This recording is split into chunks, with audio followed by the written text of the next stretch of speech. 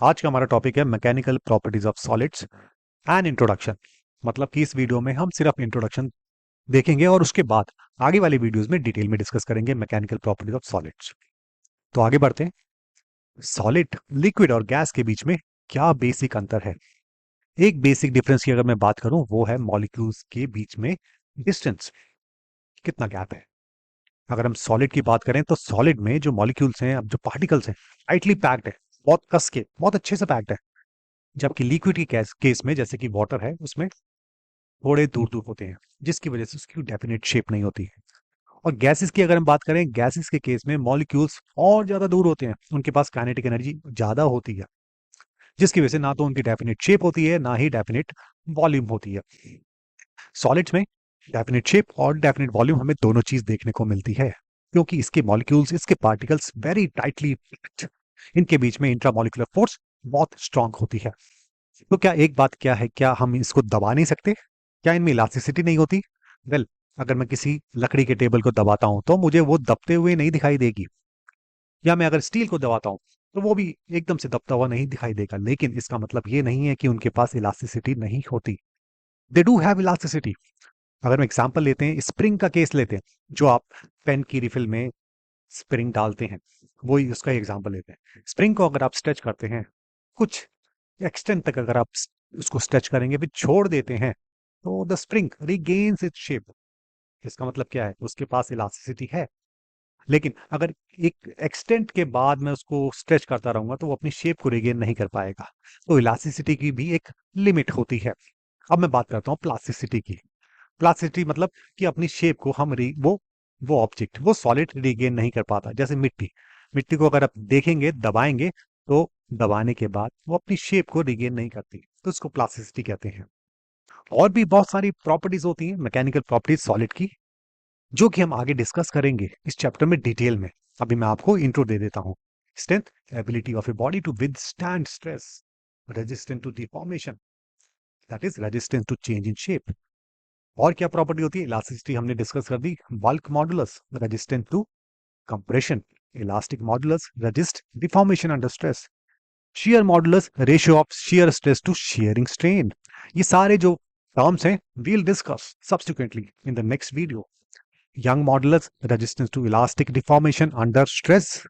Poisson ratio, little strain to longitudinal strain। ये सब terms आपको काफी अलग अलग दिखाई दे रही होंगी। इट साउंड्स डिफिकल्ट, लेकिन कोई बात नहीं, we'll discuss subsequently in next videos। लेकिन बात क्या है, क्वेश्चन क्या है, why we need to discuss all these ratios, all these properties of solid? Well, ये जो सारी प्रॉपर्टीज हैं सॉलिड की, they help in engineering design. Engineering design में बहुत ही इंपॉर्टेंट रोल प्ले करती हैं ऑब्जेक्ट्स का। जो इंजीनियरिंग डिजाइन है, अब ये इंजीनियरिंग डिजाइन क्या है? आप अपने आसपास जो भी चीजें देखते हैं, वो सब एक इंजीनियरिंग डिजाइन का ही करामात है।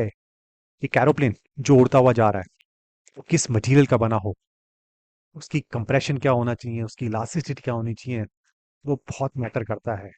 अगर वो उड़ रहा है इतने सारे पैसेंजर्स को लेके, साथ में स्ट्रांग होना चाहिए, और साथ में लाइट है, लाइट वेट भी होना चाहिए। किस मटेरियल का बने, उस मटेरियल की क्या प्रॉपर्टी हो जो कि सूट करती हो एरोप्लेन को उड़ाने में, that is very important. So engineering design में सॉलिड्स की मैकेनिकल प्रॉपर्टीज जानना बहुत ही इंपॉर्टेंट है। अब बात करते हैं ब्रिजेस की।